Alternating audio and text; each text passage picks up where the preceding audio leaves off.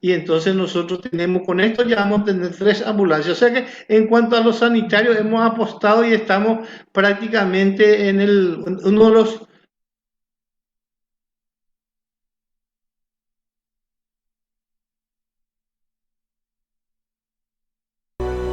¿Cuántas historias presenciaron? ¿Cuánto fueron amados? 10 años mostrando y contando las historias de estos verdaderos viajeros en el tiempo. Y hay muchas más historias por delante. Vuelve una de las campañas ambientales más grandes del mundo. Concurso Colosos de la Tierra, 10ª edición. Inscribí a tu árbol y convertite en guardián del futuro. Organiza A Todo Pulmón Paraguay Respira. Colosos de la Tierra.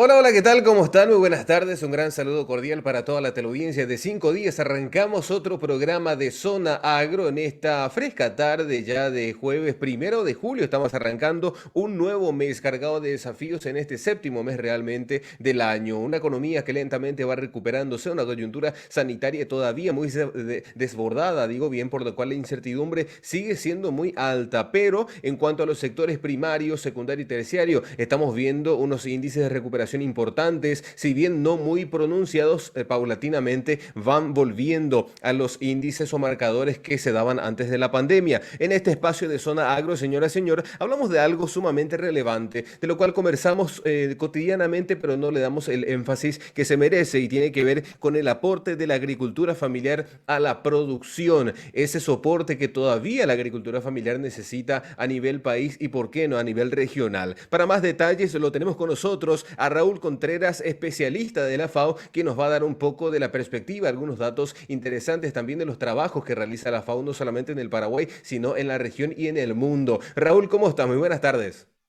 Buenas tardes, David. Muchas gracias por la invitación. Un gusto acompañarme. Hablamos siempre de esto, pero nunca le damos el énfasis, como decía hace un momento, de la implicancia, el aporte de la agricultura familiar a todo ese engranaje productivo que día tras día se da en la economía, porque si sumamos familias y familias y familias, tenemos un gran volumen de aporte que se puede dar al sector primario, ¿no? Así es, sí, es importante entender que la agricultura familiar, invertir en la agricultura familiar tiene un buen retorno social, económico y ambiental. La agricultura familiar no es solo un sujeto de políticas sociales, no es un sinónimo de pobreza, no es un sinónimo de subsistencia, sino que es un sinónimo de dinamización de los territorios rurales, dinamización de la economía, y por eso es muy importante estar relevando continuamente su importancia. Es así mismo, y cuando hablamos de esto, ¿qué clase de incidencia pueden tener las familias campesinas en la producción de alimentos principalmente? Bueno, la agricultura familiar es un centro, está en el centro de los sistemas alimentarios, y también va más allá de la producción propiamente tal de alimentos, sino que también la agricultura familiar es un eslabón económico muy importante, y como te mencionaba anteriormente, a nivel social, cultural, los saberes propios que tiene la agricultura familiar también son relevantes, y también a nivel ambiental. Hoy en día estamos enfrentando desafíos muy importantes en términos medioambientales, y se sabe que la agricultura familiar también aporta justamente a ese resguardo de los recursos naturales. Totalmente.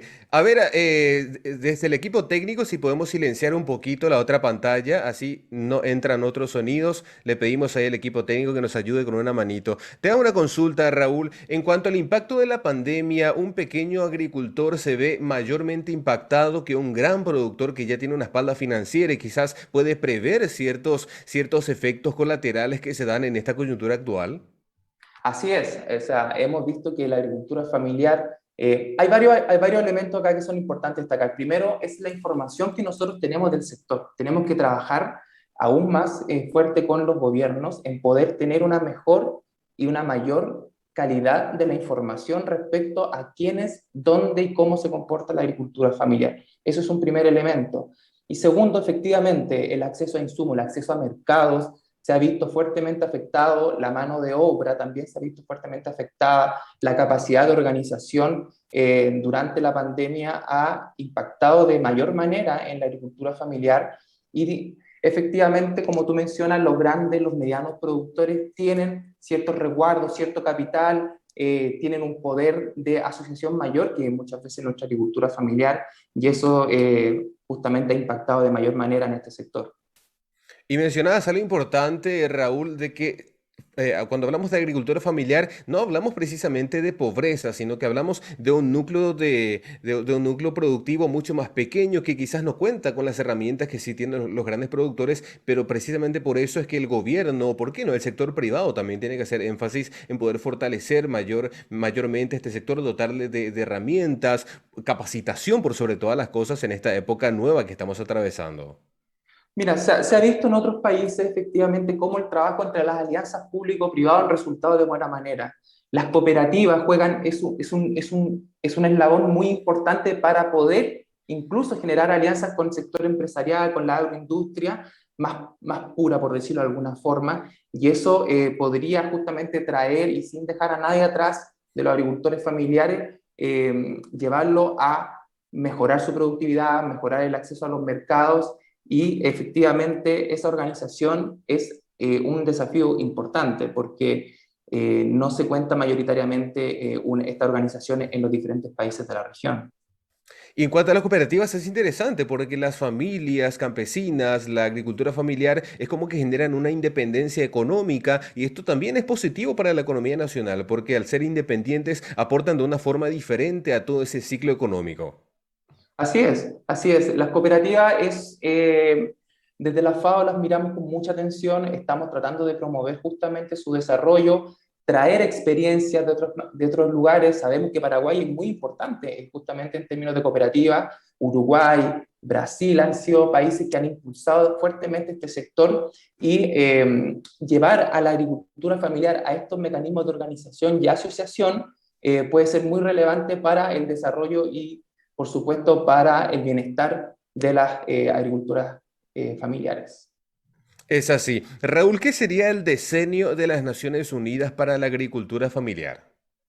El diseño de la agricultura familiar es un espacio que se proclamó en el año 2019 hasta el 2028 como un marco para que los países puedan desarrollar sus políticas e inversiones públicas que den un soporte justamente a la agricultura familiar y además contribuya a la consecución de los objetivos de desarrollo sostenible.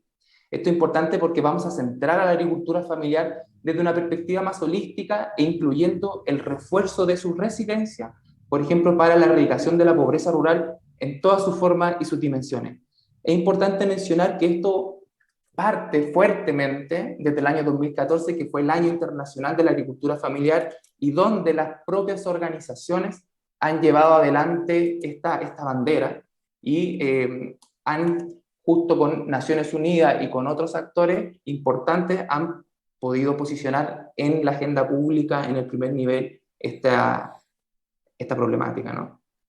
¿Tenemos algunos casos de éxito o experiencias que hayan sido favorables para las familias, en este caso familias campesinas o familias de la agricultura familiar en cuanto a las herramientas que ha dotado la FAO? Sí, bueno,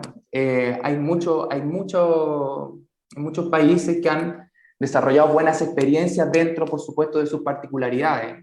Por ejemplo, durante este año se proclamó la Ley de Agricultura Familiar en El Salvador, un proceso que acompañó a la FAO. También se está trabajando en diversos países, como la reglamentación también de una ley en Panamá. Se está trabajando con los planes nacionales en Costa Rica, en Ecuador, en Colombia, la ley de compras públicas también, en Perú, mismo Paraguay también ha desarrollado esta ley. Entonces, son diversos ámbitos en los cuales la FAO ha apoyado a la agricultura familiar y ahora el desafío, una vez que ya tenemos estos marcos políticos y legislativos establecidos, es cómo caemos, cómo se implementan estas herramientas en el territorio de manera concreta y tangible para estas agriculturas.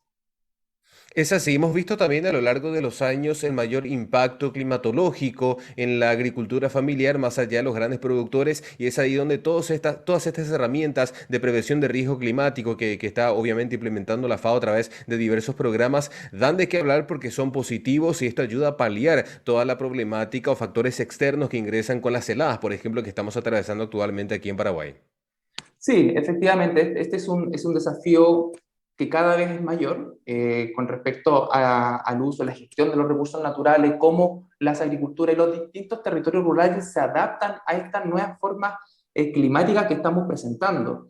Y ahí existen proyectos de fondos internacionales en los cuales la FAO ha estado trabajando, está implementando y está apoyando a los países para que puedan acceder a estos fondos internacionales. Hablamos del Fondo Verde para el Clima, hablamos del Fondo GIEF. Sabemos que Paraguay está llevando adelante un proyecto bastante importante justamente para, a través de la restauración, de la reforestación de su ecosistema, el cuidado de su ecosistema, contribuir a erradicar la pobreza rural. Entonces, son muchos elementos que se están trabajando y que además a esto se suma el impacto de la pandemia que obviamente de nuevo nos coloca en una posición bastante desafiante.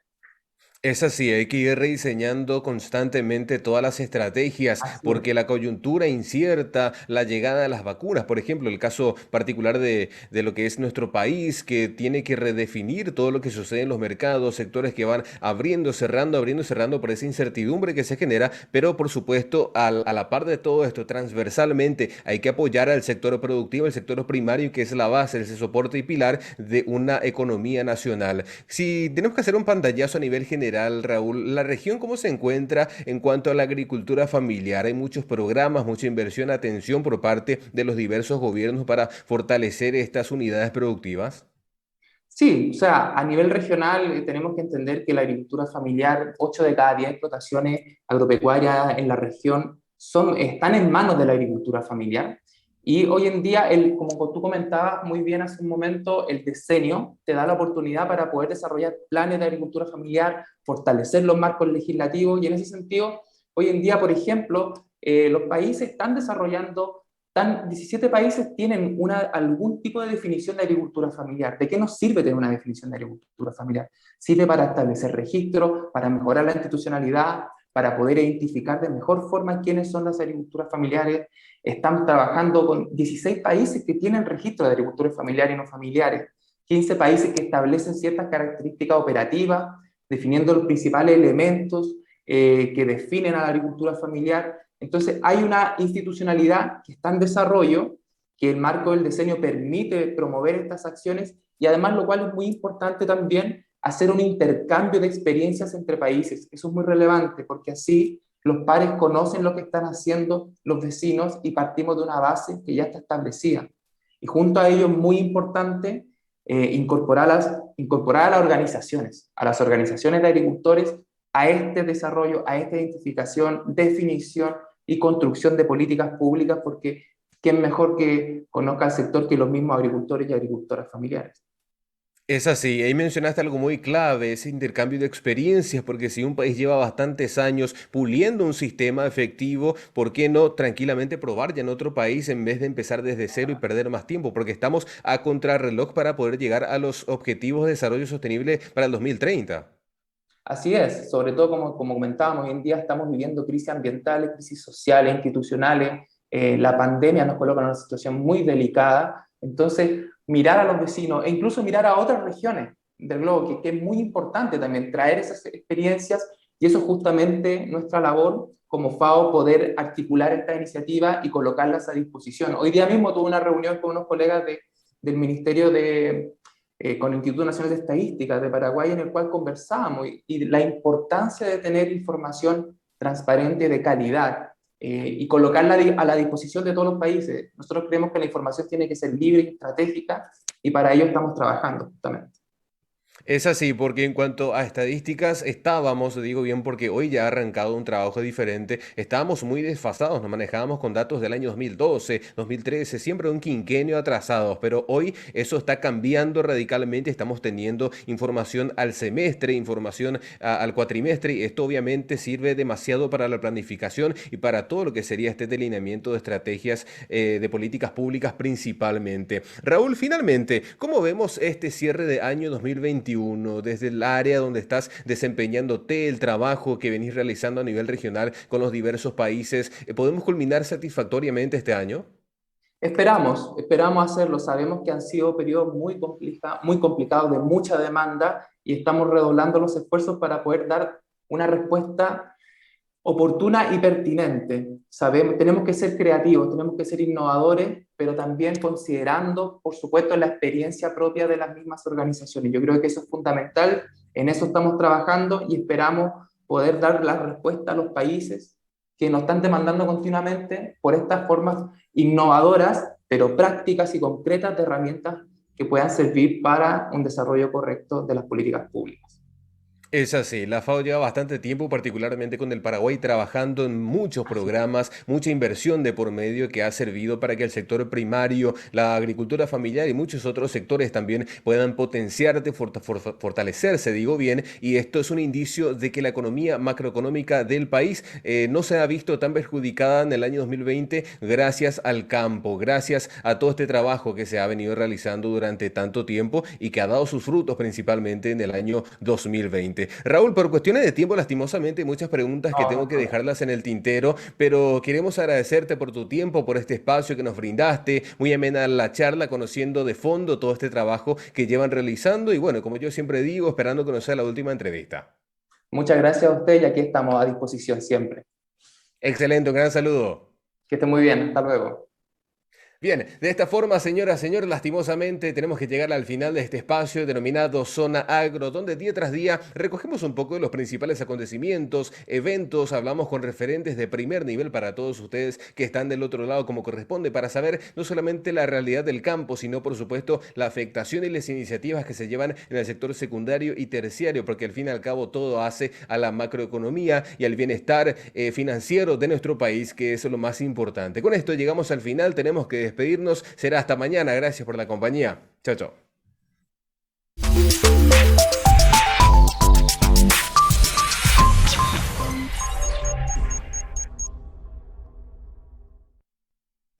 La Voz de América presenta.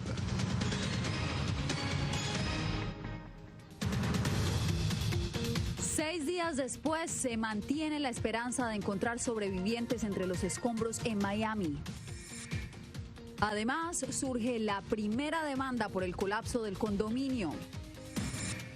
Con temperaturas que superan los 40 grados centígrados, ola de calor azota el noreste de Estados Unidos. Y fiscales retoman discrecionalidad para suspender casos de deportación en Estados Unidos.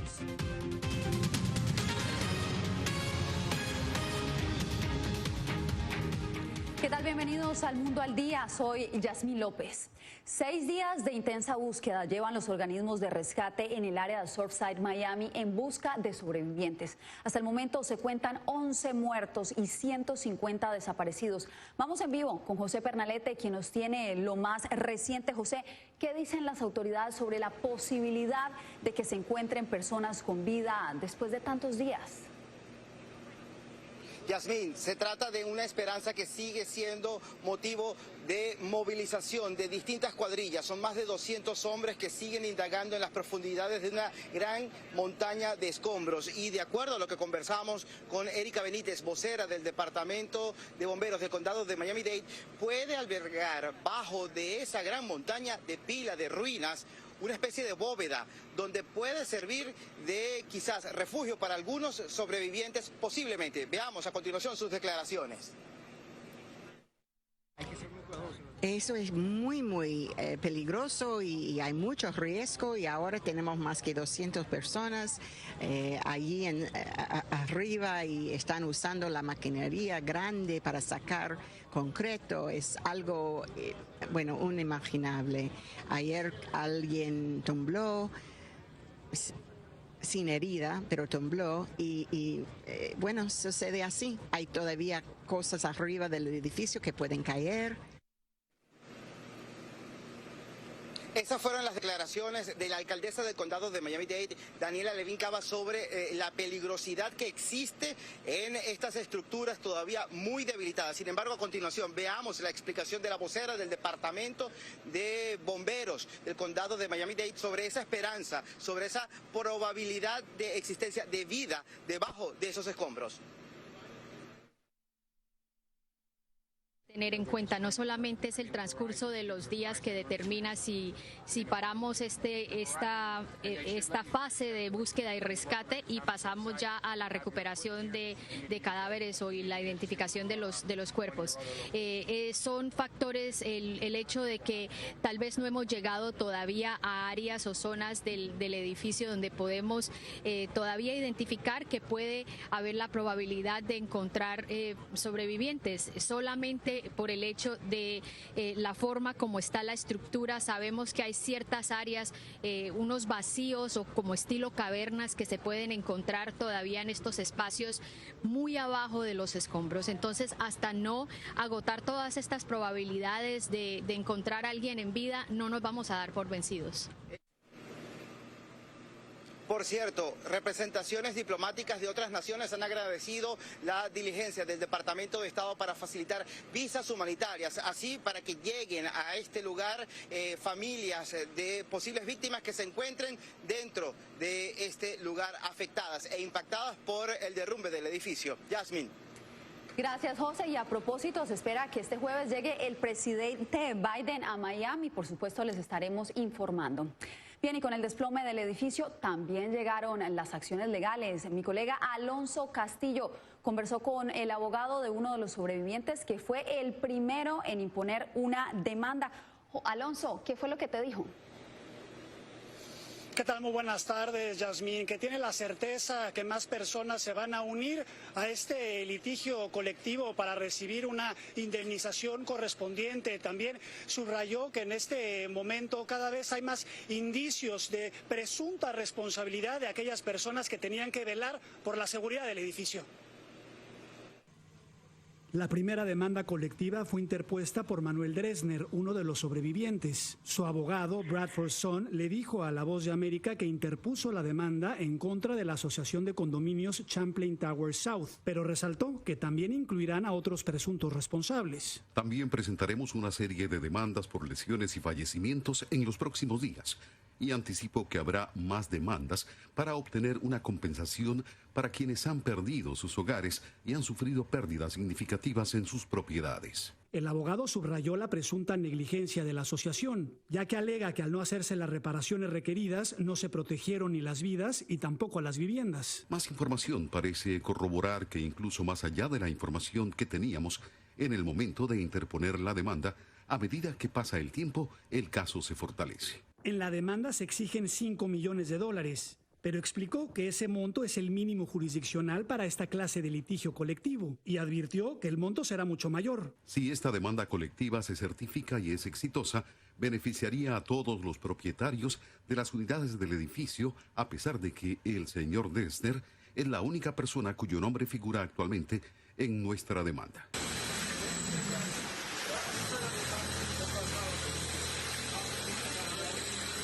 Otra demanda también ha sido interpuesta por Steve Rosenthal, quien también era propietario de una de las unidades del edificio.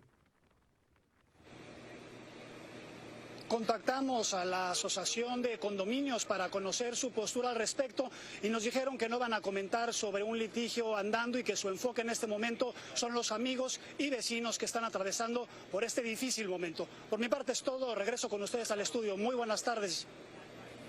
Gracias, Alonso. Buenas tardes. Bien, y una peligrosa ola de calor mantiene agobiados a los residentes de gran parte del noreste de Estados Unidos. Lo peor es que, según expertos, el cambio climático seguirá impulsando más fenómenos extremos. Verónica Villafañe con el reporte. La ola de calor que azota al noroeste de Estados Unidos rompió récords durante 2 días consecutivos, superando 44 centígrados y registrando las temperaturas más altas en la historia del estado de Oregón, Washington y extendiendo su alcance a California. No tiene precedentes. No hemos visto un sistema de alta presión de esta magnitud que provoque temperaturas de esta dimensión en la historia climatológica reciente. Mary Christel, del Servicio Meteorológico Nacional, basada en Seattle, dice que la zona verá un leve descenso de temperaturas el martes y miércoles. Pero el calor intenso aún representa un grave peligro de agotamiento e insolación para personas no acostumbradas a estas altas temperaturas. Y en algunas zonas aumenta el riesgo de incendios. Es un resultado directo del cambio climático y es otra de las manifestaciones del clima extremo, que también lo vemos, por ejemplo, con la sequía extrema o con los huracanes de alta intensidad, que también hemos llegado a temporadas récord. Es todo parte del mismo fenómeno. Según Antonieta Cádiz de la organización Climate Power, es parte de una crisis que requiere acción inmediata.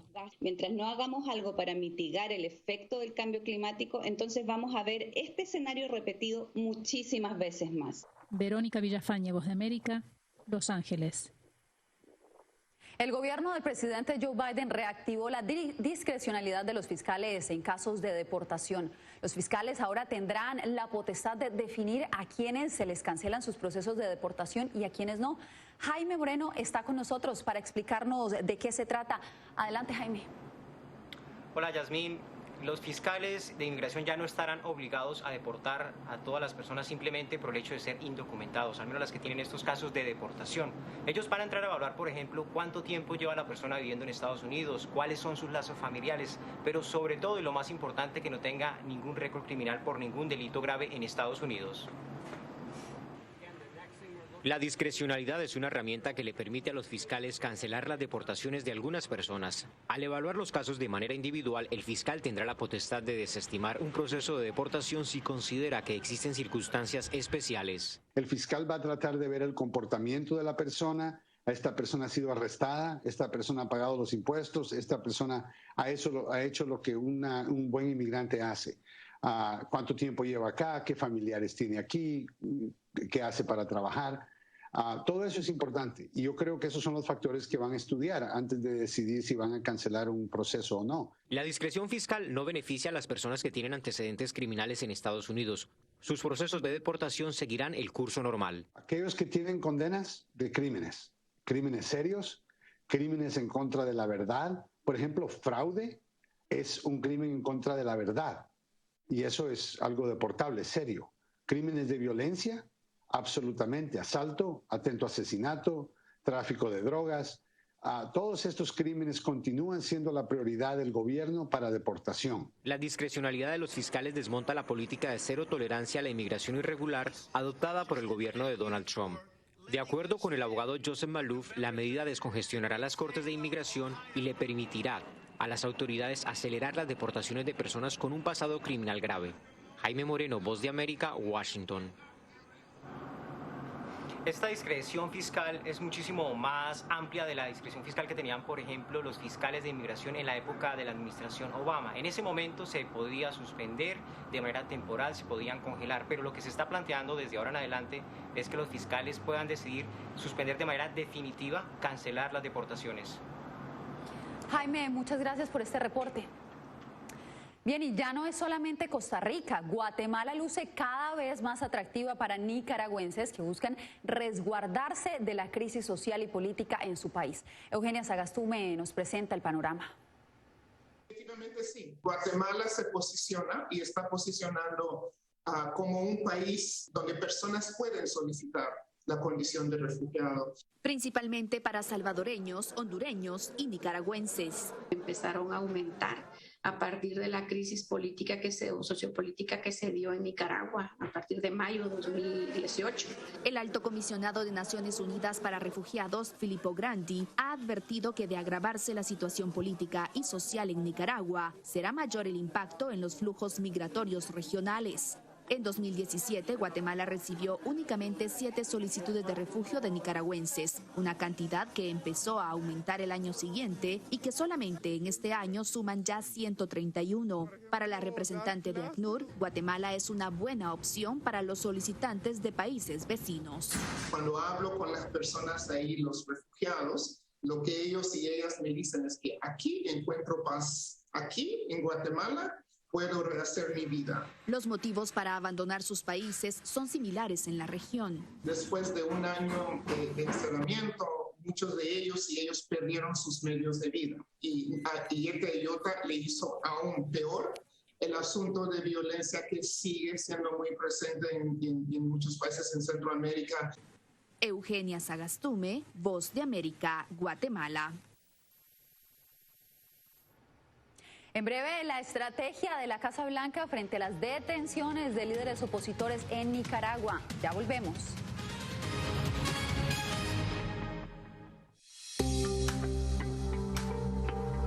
En medio de la pandemia del COVID-19, muchos quieren saber cómo darle una mano a su sistema inmune. El que va a realmente combatir el coronavirus es nuestro sistema inmune, que es nuestro sistema de defensas que va a luchar contra el virus cuando aparezca. Aquí te damos 5 consejos sencillos para mantener tu sistema inmunológico funcionando de manera óptima. Consume una dieta rica en frutas y verduras que incluya alimentos con un alto contenido de vitaminas A, B, C, D y E, así como los minerales hierro, zinc y selenio. Una alimentación saludable reduce el riesgo de adquirir enfermedades crónicas, también reduce la probabilidad de depresión y ansiedad. No solo mejora tu perfil cardiovascular, sino que también reduce la presión arterial y ayuda a controlar el peso. La OMS recomienda unos 30 minutos al día, incluso repartidos entre 3 sesiones. Muchos entrenadores ofrecen ahora cursos en línea, a veces incluso gratis. Mientras dormimos, se reparan las células, se eliminan las toxinas, se procesa la información y se fortalece nuestra memoria. Para la mayoría de las personas, de 6 a 9 horas de sueño son suficientes. Lávate las manos con frecuencia, por lo menos durante 20 segundos. Asegúrate de hacer el proceso bien, frotando todas las partes de ambas manos y muñecas. Las antibacteriales funcionan mejor si contienen un alto porcentaje de alcohol. Las funciones metabólicas dependen del agua. Consume alimentos ricos en agua como frutas, verduras y sopas. El té y el café son diuréticos, así que no cuentan en la dosis.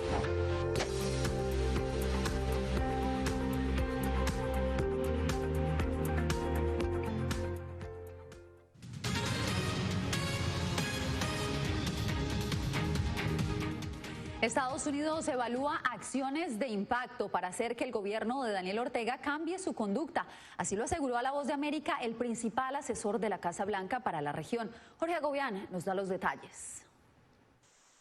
Las medidas que se estarían evaluando en coordinación con el Congreso están basadas en 3 factores: impacto, respaldo internacional e incentivos. ¿Cuál es el apoyo robusto internacional a favor de ciertas decisiones? Eso debe ser clave porque las sanciones unilaterales y acciones unilaterales no tienen impacto. La administración Biden impuso sus primeras sanciones a funcionarios del gobierno sandinista a principios de junio, cuando apenas se iniciaban las detenciones contra precandidatos opositores de Ortega. A la fecha, 5 contrincantes han sido arrestados, así como una veintena de líderes opositores y exguerrilleros sandinistas, a quienes se les acusa desde lavado de dinero hasta traición a la patria.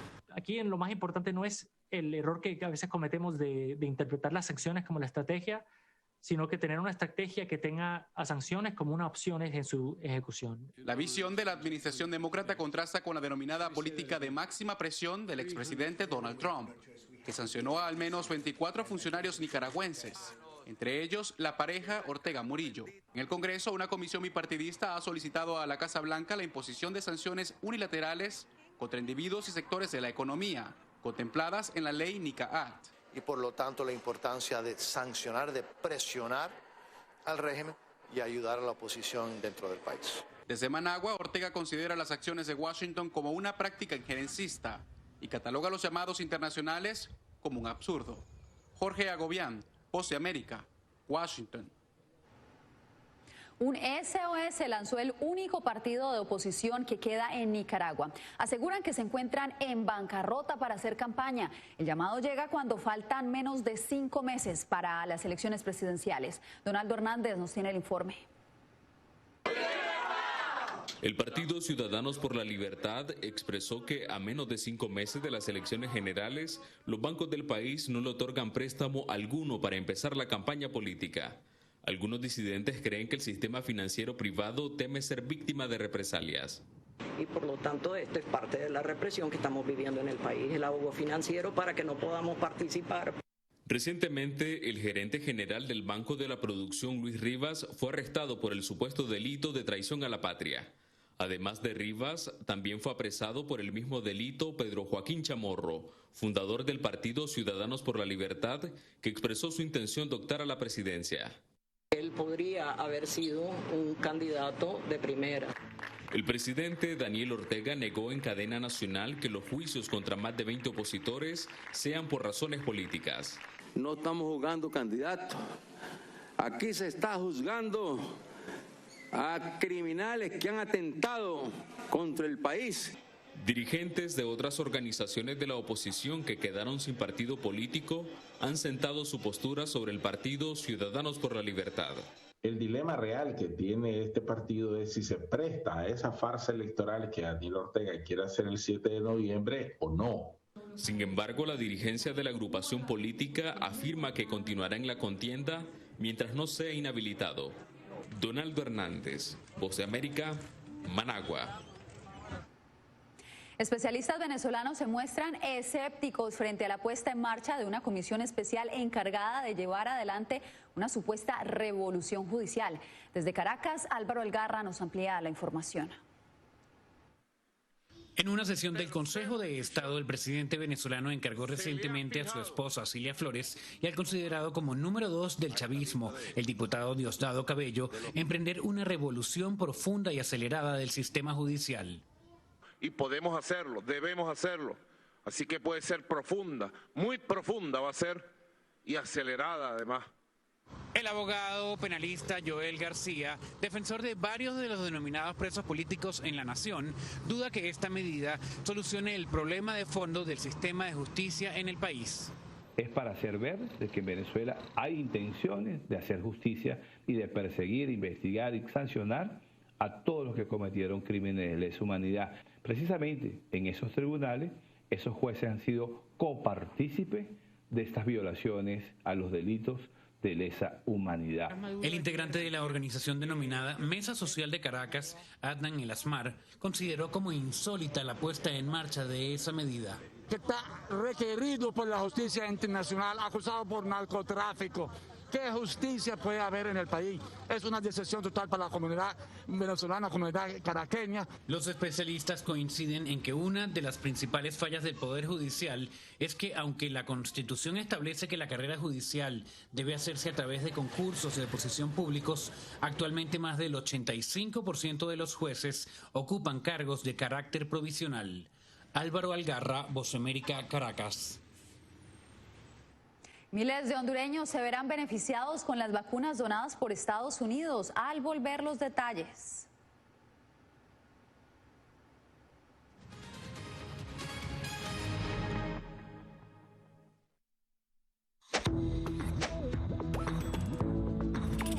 La Organización Mundial de la Salud asegura que las mascarillas son esenciales para eliminar la transmisión del nuevo coronavirus y salvar vidas. Por ello, recomienda su uso cuando se está en lugares concurridos, donde no se pueda mantener el distanciamiento social y en lugares con poca ventilación. Cuando se habla de mascarillas para protegerse del COVID-19, se refieren generalmente a la mascarilla quirúrgica, el respirador N95 o las de tela. Las mascarillas quirúrgicas planas, rectangulares y desechables protegen al portador de gotas de partículas grandes del virus e impiden que los enfermos la esparzan cuando tosen o estornudan. Los expertos advierten que solo deben ser usadas una vez. El respirador N95, de forma oval y más ajustado a la cara, tiene una válvula de exhalación que ayuda con la humedad y el calor cuando respiramos. Además de filtrar partículas grandes, puede impedir que pase el 95% de las partículas pequeñas de virus y bacterias. Ante la escasez, muchos han recurrido a hacer sus propias mascarillas y, en efecto, los expertos confirman que estas mascarillas caseras pueden ser efectivas. Las mascarillas nos pueden servir como una barrera aislante para las secreciones, pero tener mucho cuidado porque hemos visto gente que usa la mascarilla, pero al acomodarse la mascarilla se está tocando la cara. Y eso es justamente lo que queremos evitar, es que la gente se esté tocando la cara en estos momentos, porque Cuando uno está en lugares públicos, puedes estar pasando la mano por una superficie que ha sido tocada por otras personas y que puede estar contaminada, y luego, sin querer, te puedes llevar la mano a la cara.